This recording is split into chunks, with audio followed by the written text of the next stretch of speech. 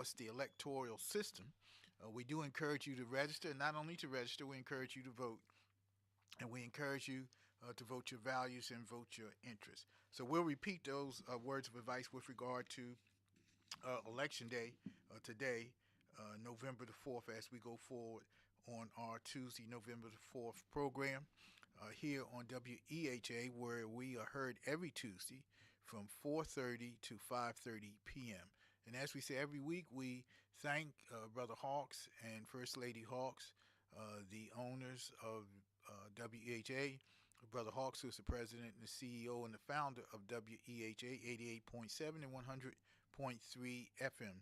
Uh, as we close out 2025 in the next couple of months, this is November, next month is December, the 12th month, and we go to January and we approach Martin Luther King's birthday. The federal holiday observance is also our anniversary.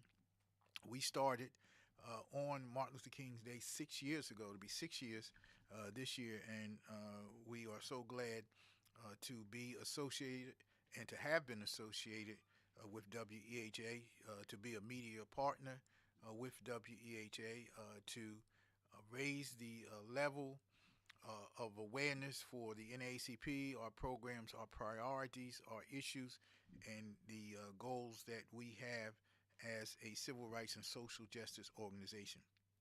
Let me give a shout out to Charlie Goodman and his very efficient and lovely wife Beverly Goodman, and also Linda Steele. These three persons sponsor and work with HCBU bus tours to historically black universities, and one left today at Martin Luther King Complex at 6:30 this morning with 43 young students, and they're going to Lincoln University, Howard University, Delaware State University, and North Carolina Central University. And they're doing all of that. Coming back Friday, they're going to Saturday, end up at a football game at Delaware. So we salute and thank all the parents and guardians for entrusting their youngsters to the NAACP. We salute the youngsters for participating in this tour, and we salute the advisors and the chaperones who went, and the advisors, Mr. and Mrs. Goodman and Linda Steele, who also has a tour. So very important that we not only stress academics, going to college for those youngsters who want to go to college, but the preservation of our HBCUs. And also in that vein, let me give a shout out and a hearty congratulations to a lady who I don't know, but I heard about and read about what she did, and I think that deserves some attention from us here at the NAACP Speaks. And that lady is Mackenzie Scott. Mackenzie Scott happens to be a billionaire. And not only is she a billionaire, she is a billionaire that has a strong, strong sense of social justice, a strong compassion for people, someone who believes in education. And how do you know that, Mr. Shabazz, someone will say? I will say because just this week, she donated $80 million to Howard University. $80 million to Howard University this week, and that is on top or in addition to a $40 million contribution that she made recently. So this lady, Mackenzie Scott, has donated to Howard University, one of the leading universities of color in this country, a very, very strong school that Thurgood Marshall graduated from, that Vice President Kamala Harris graduated from, and many other leaders in our community, and many other people who have made tremendous contributions in America. She has donated $120 million, so we thank her for that. In addition, this week, Mackenzie Scott also donated to Morgan State University in Baltimore $63 million, and additionally to the University of Maryland at Eastern Shore $38 million, and to Virginia State $50 million. So I'm a little weak in math, Jared, but that adds up to over $250 million, I believe, that she has donated to HBCUs, and we can't thank her enough for her generosity, for her commitment to education, and we appreciate and hope that other people, looks like $231 million to 4 universities that she's donated to. So Mackenzie Scott, a NAACP Hardy, thank you, congratulations, and I know the administrators, the students, the staff, all appreciate you at all those fine universities: Howard University, Morgan State University, Virginia State University, and the University of Maryland at Eastern Shore, all recipients of 230 some $million from Mackenzie Scott. Also, by way of announcements, let me say that next week on our program, we hope to have Torino Bennett Michael, who is the outreach director for the Community Food Bank, which is in Egg Harbor, 6735 Black Horse Pike, Egg Harbor Township. And if you've been following the news recently, you know of the terrible decision, hopefully it's going to be rescinded by President Trump, not to follow the court order of a federal judge who said that the administration must pay the food stamp benefits, the SNAP benefits from the over 42 million people who receive those benefits, and because of the government shutdown, are not able to receive it. Firstly, the administration, the Trump administration, said they would pay half of it because they wanted to keep, in their words, their rationale for this decision. They wanted to keep some money in abeyance for emergencies and for people who might file in November as new filers for SNAP benefits.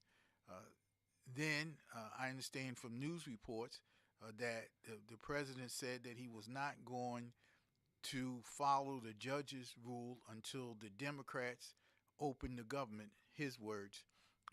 Now I understand that he is saying, or his administration is saying, that they will comply with the judge's ruling, the judge's order. And just for people who are listening, when a judge makes an order at a municipal level, a county level, a state level, a federal level, a Supreme Court, that's not a suggestion. That is a order that is to be complied with by everyone, even the President of the United States. And it is really a shame that President Trump thinks that he does not have to follow the law. Having said that, next week we hope to have Ms. Bennett on to explain to us what the food bank is doing, how it is coping with this crisis, and also how we can help those of us in civil rights leadership, those of us in the faith community, and just individual persons who might want to help. Let me just give you that address if you are financially able to make a contribution to the Community Food Bank. The address is 6735 Black Horse Pike, 6735 Black Horse Pike, Egg Harbor Township, New Jersey. And I am sure that they would be appreciative of any contribution you can make. Also, Ms. Bennett asked me to make the following announcement regarding the Community Food Bank of South Jersey in Egg Harbor Township.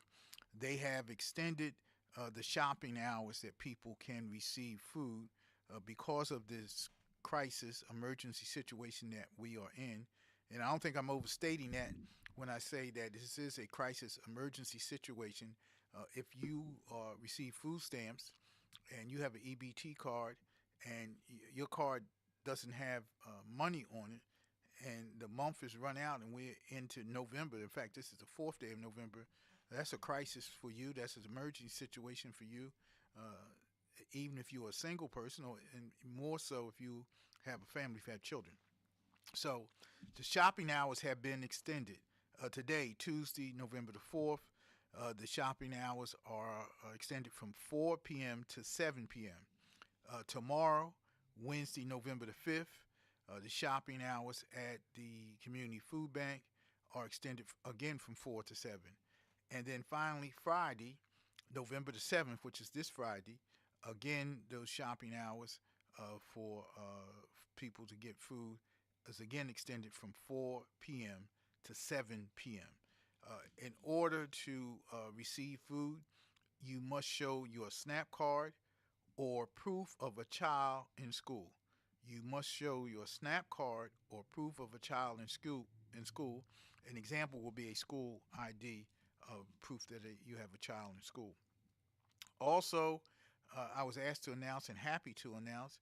Please circle this, even if it doesn't apply to you. If you have a neighbor, you have a friend that needs food, they should be aware of this announcement.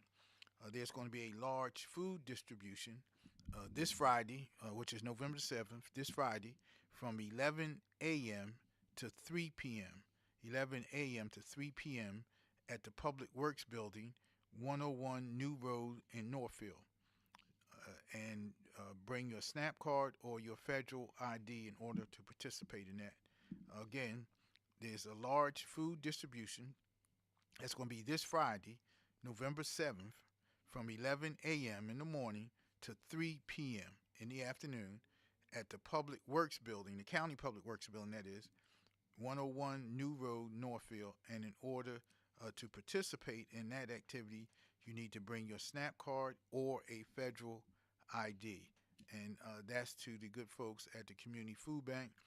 We salute them for what they do every year, every day, day in and day out, season in and season out, and especially at this time of crisis.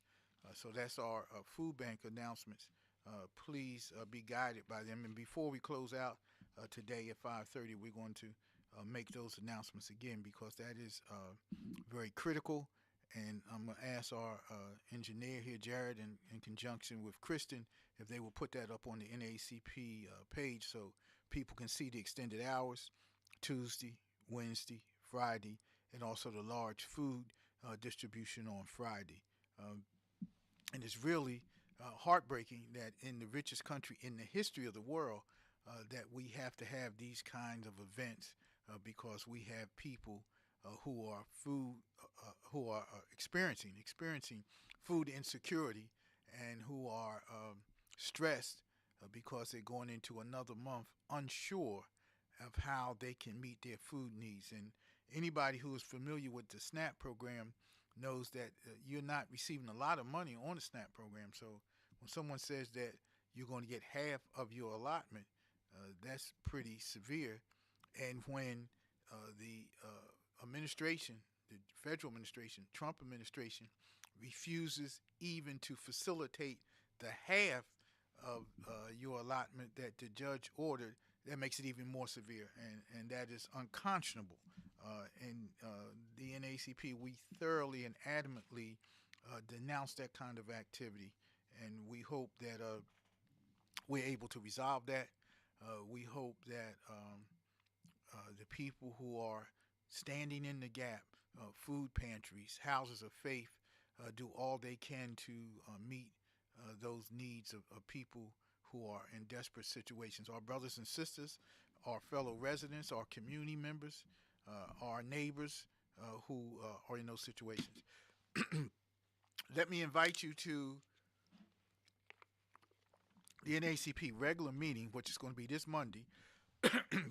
Excuse me, this Monday, November 10th. The regular NAACP meeting is always the second Monday of the month. We meet promptly at 6 p.m. at Atlantic Cape Community College in Atlantic City, 1533 Bacharach Boulevard, room 204. Room 204, 1533 Bacharach Boulevard, Atlantic Cape Community College. The meeting starts promptly at 6 p.m. Our speaker at this Monday's meeting is going to be Dr. John Regis. You've heard him before on this radio. Dr. John Regis is a prominent medical leader in our community, a businessman, a philanthropist. He is also the co-chair of the health committee for the Atlantic City branch of NAACP. His topic this Monday is how to eat to live. How to eat to live. Excuse me. And it's going to be the beginning of a series on health, healthy living, life choices, weight control that Dr. Regis is going to be giving right here on the radio. The next day, which is Tuesday, November the 11th, uh, Dr. Regis will be here on this radio station at 5 p.m. Again, talking about the same subject, how to eat to live. And Dr. Regis could talk about this for days. He is doing great things on not only on nutrition, health disparities, weight control, uh, proper diet choices, which is important at any time, but is really important in the time that we're living in right now. So come to the NAACP meeting again Monday, November 10th, starting promptly at 6 p.m. Atlantic Cape Community College in Atlantic City, 1533 Bacharach Boulevard, room 204, where our speaker will be Dr. John Regis. His topic will be how to eat to live, and we will have a healthy meal for you. If you're not a member of the NAACP, bring your membership.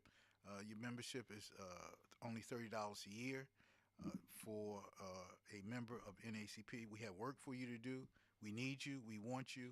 And we desire that you affiliate with us.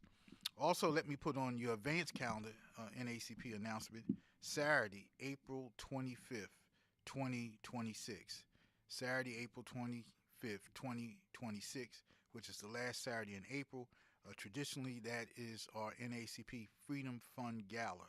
The Freedom Fund is an event that NAACP chapters, 2,200 across the country, the greatest majority of them have a Freedom Fund activity to raise operating funds for the year. Some people have breakfasts, some people have brunches. We've been having a dinner for the last several years. Before that, we had a breakfast. So we're going to have a dinner, a Freedom Fund Gala dinner, Saturday, April 25th, 2026 at Hard Rock Hotel and Casino. The door's going to open at 6 p.m. and we're going to start the program promptly at 7 p.m. We encourage you to support it. Sponsorships are available. Tickets will be available really next week. And we encourage you. This is our major fundraiser for the year.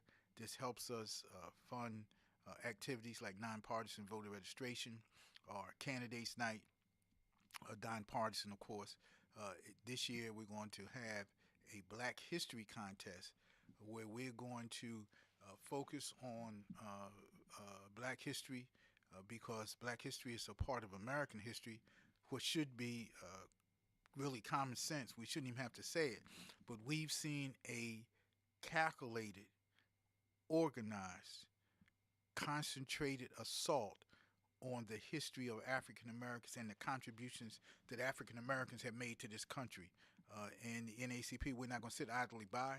We're pushing back, and we're going to have a essay contest coordinated by our educational chairperson, who will be on this radio shortly, Ms. Brenda Brathwaite, who is an educator, is a lobbyist for NJEA, New Jersey Education Association, is someone who is passionate about learning and about our youngsters. She's going to be coordinating that essay contest. One of the ways that the local NAACP is pushing back on the assault on African American history, really not even the assault on African American history, assault on the truth of our history in this country. So stay tuned for that. We also want you to be aware that speaking of community events, in Atlantic City, St. James AME Church, which is a strong supporter of the Atlantic City NAACP, which is the site of our Martin Luther King program annually at St. James, where after we have our Martin Luther King walk, we traditionally go back to St. James AME Church for a program where we have a speaker, and we have a chance to reflect not only on the life of Martin Luther King, but the stage of civil rights and social justice. And I'm looking this year, we're going to try to have a capacity crowd, not only in the walk, weather permitting, but also in the program. So St. James, again, is the site of our program in January, Martin Luther King's Day, which I believe is January 19th, 2026 this year. But St. James is celebrating 150 years in existence. I believe they might be the oldest church in Atlantic City. 150 years is a notable, significant observation, and we salute them.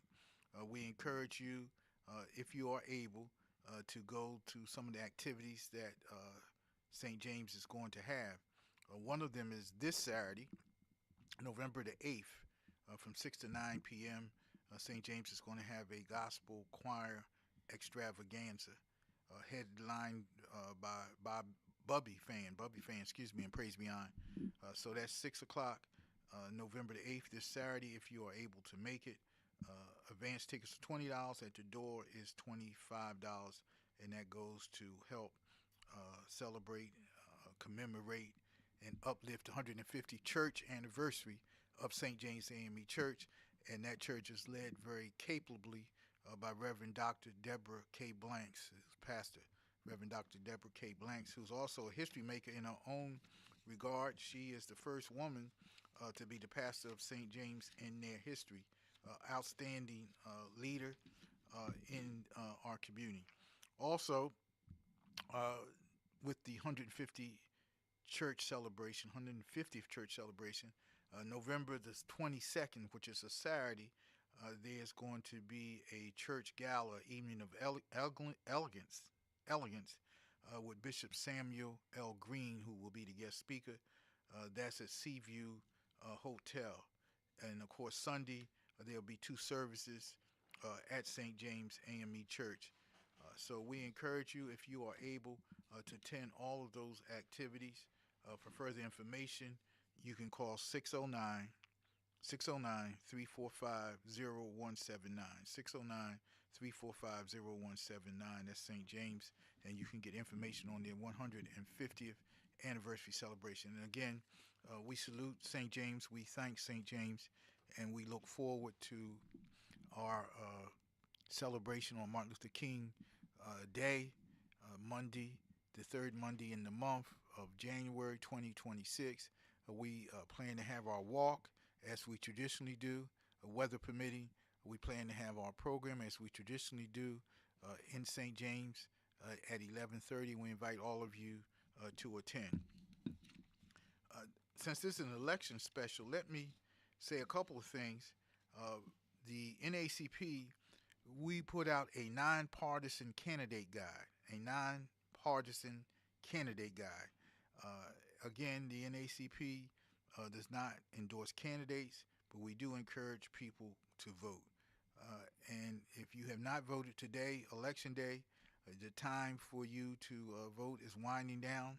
It's almost 5 o'clock, which means you have 3 hours to get to your polling place and vote.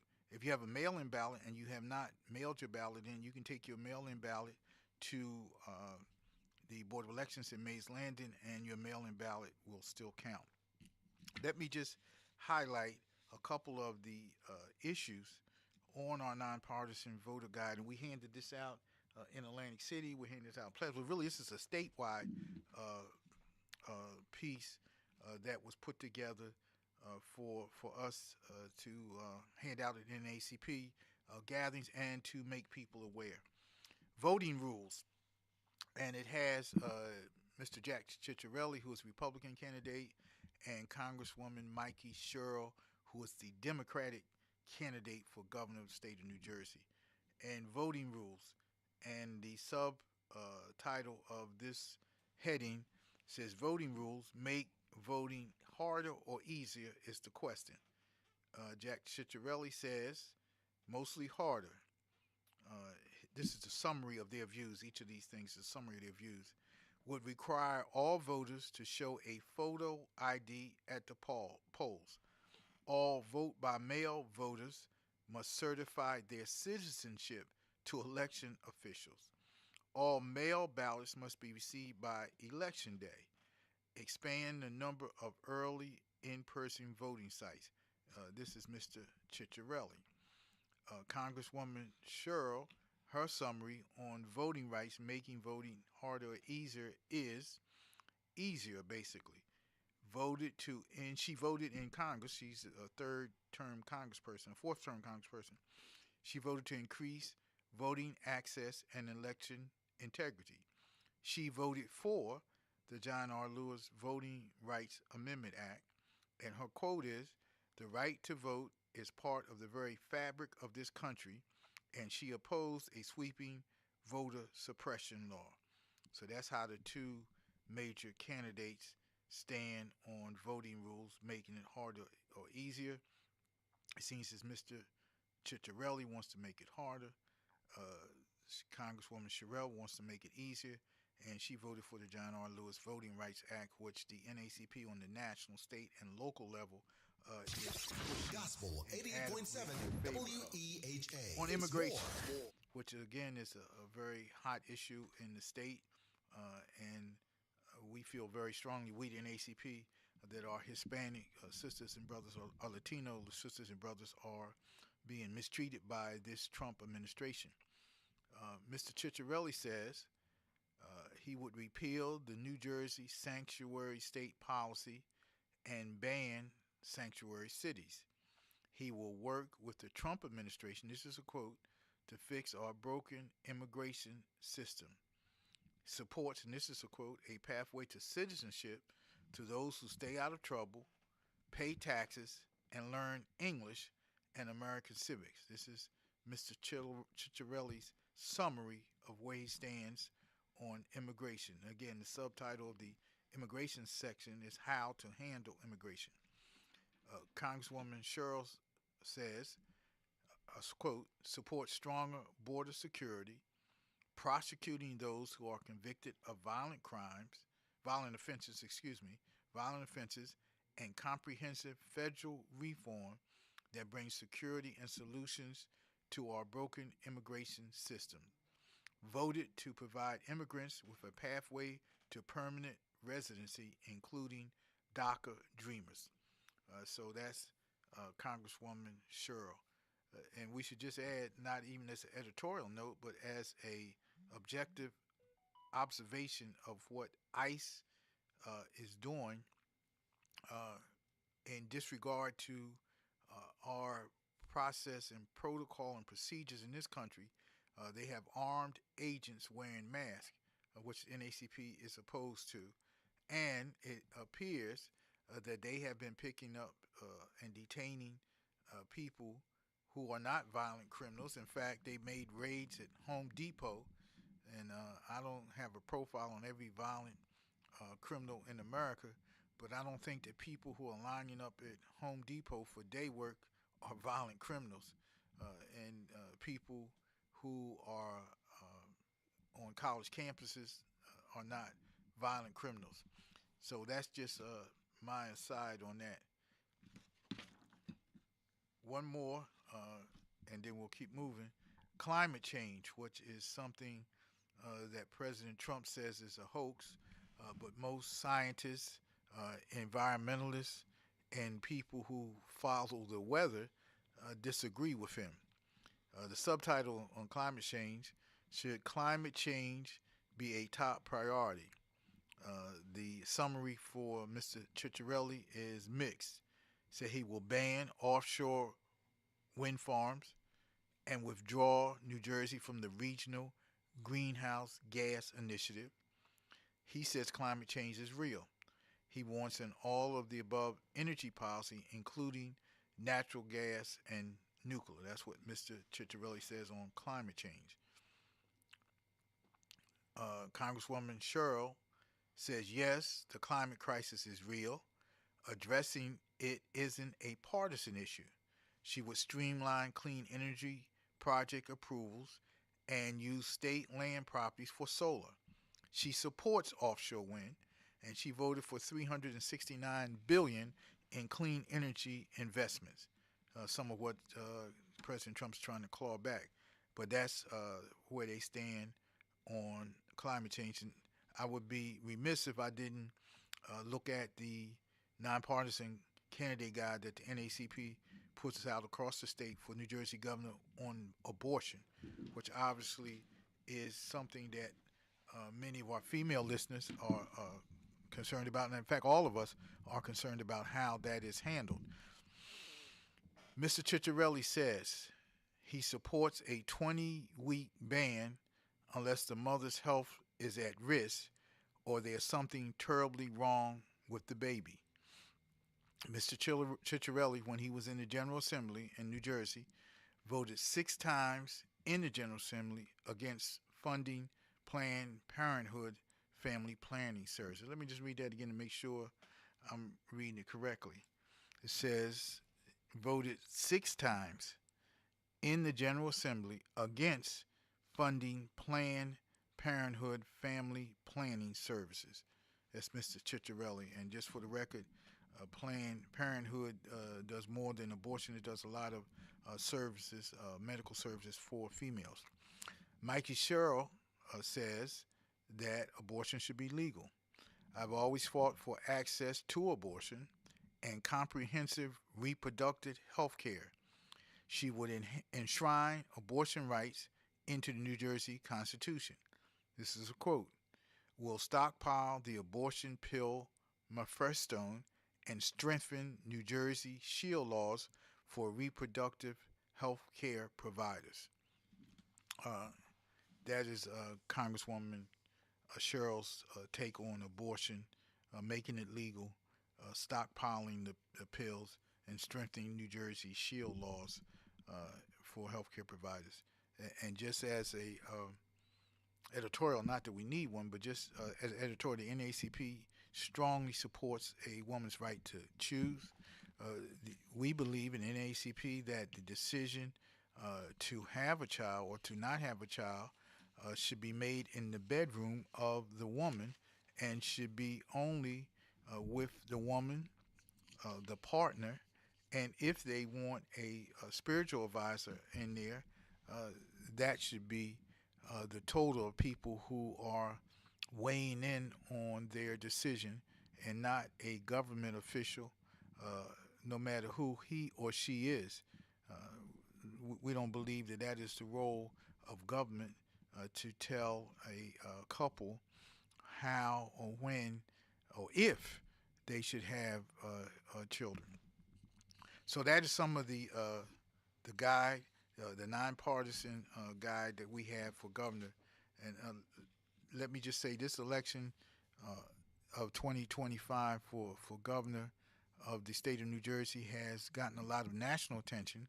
Again, because it's one of two, and because the governor in New Jersey, many people don't know, but the governor of New Jersey has great legislative powers. In fact, the governor of New Jersey is the strongest governor with the powers that he or she has in the state. The governor of New Jersey has the power to veto minutes of any commission or board in the state of New Jersey.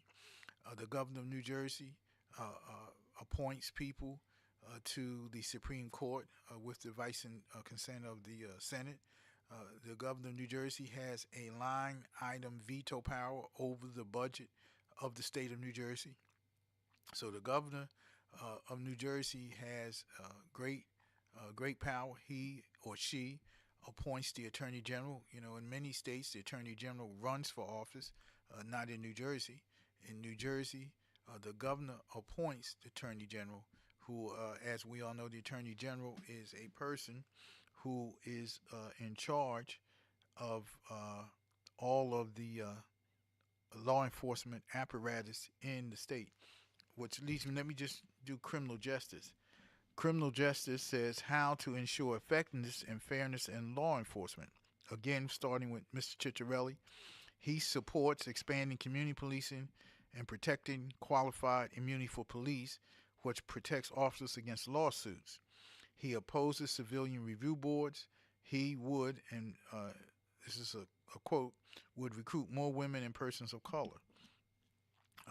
Congressman Sherrill says she would fund, again, a quote, smart policing strategies, and another quote, develop trust between law enforcement and the communities that they serve. And she wants, again, another quote, support and resources for police officers and funding reentry services for people in the criminal justice system. So I wanted to put that on the table because criminal justice, again, is an issue that speaks to many of us in communities of color in New Jersey. So let me go back to some NACP uh, announcements before I ask Brother Jared to weigh in, who is our engineer and our voice of young people. Kristen is normally here. She is doing her civic duty, working the polls. She'll be back next week with us. But we always are glad to have Brother Jared with us. He's a brother beloved, a very, very intelligent, inquisitive young man who helps us along with Kristen, along with Super Steph. We are blessed to have three qualified, intelligent young people who are engineers on this great station and also help us with this program. But Jared, ask people if people ask you as a young person of color why they should be voting today on election day, what would you say to them? So, when it comes to voting, a lot of people only really think about the big elections, but every election matters. I know a lot of you are tired of hearing that, but really every election matters because we have a functional government. Even if it's shut down, we have a functional government in which every single part plays a role. And so, right now, if you have already voted, great. And if you haven't voted, get out there and vote. And between now and the next time, educate yourself on every single role that you can vote for. Because when you look at what is going on in our country and we look at what's going on in this state, it's very obvious that there are some things that aren't happening that we want to happen. There are things that we look to, there are things that we look to try to figure out why isn't this happening? Why is this happening? And it really comes down to who's in charge of which pieces and who's in charge of that part. So if you only look at the presidential election, there's so many pieces below that. It's like putting together an outfit. If you're putting together a suit and you only pick out your tie, you're not gonna be ready, right? And on the flip side, if you're only picking out your shoes, you're not gonna be ready. So you have to participate in this process. And I know it's difficult because it requires you to think. It requires you not only to think about what you need and what you want, but who actually is going to get you there. Now, of course, the NAACP does not endorse any candidate, so I will not make any advice about that. But I will advise you that there are plenty of resources where you can get to know the candidates that are available for you to vote for, not in just in this election, but in future ones as well. And so as you get to know those candidates, don't just stop at, well, my mom voted for this, or my dad voted for that, or, my favorite celebrity is voting for this person. Actually get the time to understand what it is you want to see in the future. And that's what voting's about. It's about having a participation in what our government looks like in the future. That's not always been a thing. And that's not all, and even when it became a thing, it wasn't always a thing for all of us. But now we're at a point where we all have the opportunity to participate in shaping our government. And even if you never want to get into politics, you never want to do any community organizing, this is both the biggest and the smallest thing you can do to change the way the government looks.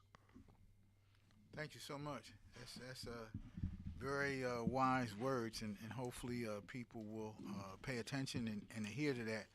And again, uh, if you have not voted, you still have a couple hours to 8 o'clock to vote, and we'll give you our election tips again. If you go to your polling place and they tell you for whatever reason that they don't find your name in the book, then you should ask for a provisional ballot. And you must be given a provisional ballot so you can fill it out. You will fill that provisional ballot out just like you did your mail-in ballot if when you did that, or just like if you were in the voting booth and you fill out your provisional ballot and you give it to the election person, and that will go to the board of elections, and your ballot will be counted. Excuse me. If you are in your polling place and it comes to 8 o'clock, when it's the time to polls close, if you are in line, stay in line because you can vote as long as you are in line. Just because it's 8 o'clock, don't turn around and say it's 8 o'clock, I got to go. No, stay in line and you can vote. Don't let anyone distract you or discourage you from voting. When you go into your polling place, your job is to vote for whoever you want to vote. As Jared said, the NAACP, we do not endorse candidates, but we want you to vote.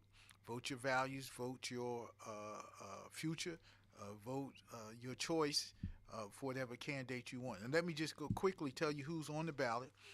Unfortunately, Jared is 200% correct. The highest turnout that we have in this country is for the presidential election.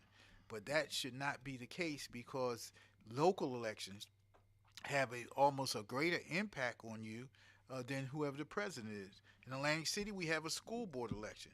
The persons who run the school board members have a great impact on the quality of education for our youngsters and our future. And the money that the school board gets from taxpayers is equal almost to it is equal to the money that we run city government with. So school board is very important. If you live in Atlantic City, vote for your school board candidates. If you live anywhere there's a school board election, please vote for your school board candidates. In Atlantic City, we have a council at large race. Council at large means that if you are elected as a representative at large, you represent the whole city, all 6 wards in Atlantic City. And there's other communities in Atlantic counties having municipal elections. But that's what's called a municipal election. And that council person represents, again, the whole city. Again, in Atlantic City, we have a mayor election. I think everybody knows what the mayor does, that the mayor is the representative of the whole city, that the mayor works in tandem with the city council to run the city, that the mayor and his administration actually run the day-to-day operations of the city. So the mayor's election is in Atlantic City. If you live in Atlantic City and you haven't voted, make your selection for mayor. Also on the ballot this year is the surrogate. Many people don't know what a surrogate does, but the surrogate probates or reviews or certifies wills and other documents, deeds, and it is a very, very important position. The surrogate's term is 3 years, and the surrogate's position is on the ballot this year. Also on the ballot in Atlantic County and Atlantic City is commissioner at large, which means that person is a member of the 9-member Board of Commissioners, formerly known as the Board of Freeholders. The commissioner at large represents the county at large. There are county districts. There are 5 districts, and there are 4 commissioners at large. Also on today's ballot is commissioner from a district. The commissioner from the district in Atlantic City is District 1. And that district is Atlantic City, is Ventnor, is Margate, is Longport, and a small part of Egg Harbor Township. And that commissioner represents the 1st district in Atlantic City. Okay. Also on the ballot today is state assembly. You vote for 2 people in that election, and the state assembly person is the lower house in the state government. There's a state assembly which has 80 members, 2 from each of the 40 assembly districts in the state, making a total of 80 people who are state assembly persons. The state senate is not up this year. The state senate is up in 2 years. There are 40 people in the state senate, a state senator from each district. So each district has 3 state legislators, a state senator, and 2 assembly people. This year on the ballot is only, as we said, state assembly. Also on the ballot this year, as we've said before, and as we read from the nonpartisan guide, is governor. The governor serves a 4-year term. Oh, I should have mentioned this. The state assembly serves a 2-year term. The commissioners on the county commissioners, serve a 3-year term. The surrogate serves a 3-year term. The mayor in the city of Atlantic City, and I believe just about every city or every township in this area, serves a 4-year term. Council at large serves a 4-year term, and the school board serves a 3-year term. So those are the people who are on the ballot for this year, 2025. And again, as Jared said, as I've said, If you have not voted for whatever reason, uh, and you intend to vote, you have until 8 o'clock to vote. And we would encourage you to vote. Vote for the candidates of your choice. Don't do, and this is a suggestion. This is a request. Don't do what some people do. A lot of people go in and they only vote for the top of the ticket. They vote for whoever the governor is, and they come out. And we found, when I say we, those of us who follow government, when you analyze the returns, you find that there's always more total votes cast for whoever is at the top of the ticket, whether it's president, governor, uh, whatever, that people don't vote all down the line, which obviously is their right. You can vote for one candidate if you want to, or two candidates if you want to. That's your right.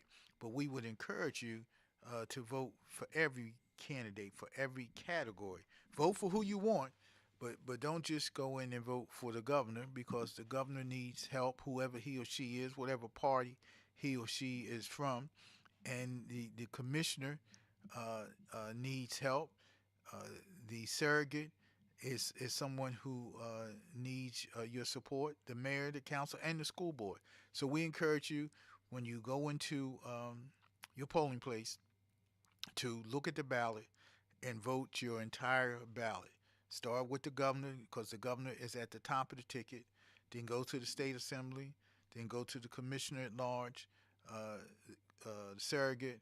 Then down, if you have local races in your city, your mayor, your council, and don't forget the school board. Please don't forget the school board. That's a very important position, especially today, with all of the pressure on school boards to. Luckily, we don't have that kind of pressure in Atlantic City, to ban books, to make sure that everyone's history is not taught, and that it happens in too many communities in our state, in our nation. Uh, Thankfully, not in Atlantic City. So those are the uh, offices that we run over. Again, governor, state assembly, commissioner at large, district commissioner, surrogate, mayor, council at large, school board. That's the Atlantic City uh, offices that are on your ballot today. Let me just say before we close out, uh, there were some bomb threats, not in Atlantic County, but in Passaic County, Bergen County, Middlesex County, Essex County, Ocean County, uh, to today, earlier this morning. And those of us who follow these things believe that this could have been an attempt at voter suppression to cause people not to come out and vote. Thankfully, none of the bomb threats that were emailed this morning to the counties that we enumerated, none of the bomb threats turned out to be accurate. But in today's world, you have to take every threat seriously, uh, because you never know if someone has actually planted a bomb, or they're just making a hoax call to divert resources and attention. You never know, so you have to take every threat, every report as is 100% a genuine threat. And hats off to law enforcement across the state. Hats off to the Attorney General, who made a very strong statement about voter interference and how that would not be tolerated. And if people who are found guilty of this, will be prosecuted to the full extent of the law. Uh, we believe, and ACP believes, that everyone has the right to vote. Every legal registered voter should be able to vote, and people should be able to go to their polling place and vote without fear of violence or intimidation or restraint. We think this is a very sad day. I hope this is not a predicate of what's going to happen in future elections. Next year, as you know, 2026 is the midterm elections, very important election in our country. And I hope that we don't have copycats who call in bomb threats or try to keep people from voting. if you want, if you have ideas, you should put your ideas in the public square. Stand up for whatever your ideas are, whatever your program is, whatever your ideology is. But don't try to stop people from voting. Don't intimidate people. So the NACP, our position is that we are four square against that. We will fight to make sure that everyone has the right to vote. Everyone has the ability to vote their conscience, their values, whoever they want to vote for.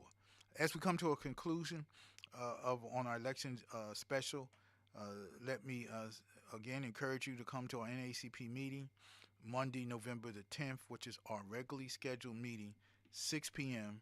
at Atlantic Cape Community College, room 204. We start promptly at 6 p.m. And we're going to have dinner served by Shug's Restaurant. Let me tell you that Shug's Restaurant is a black-owned, woman-owned business that serves delicious food.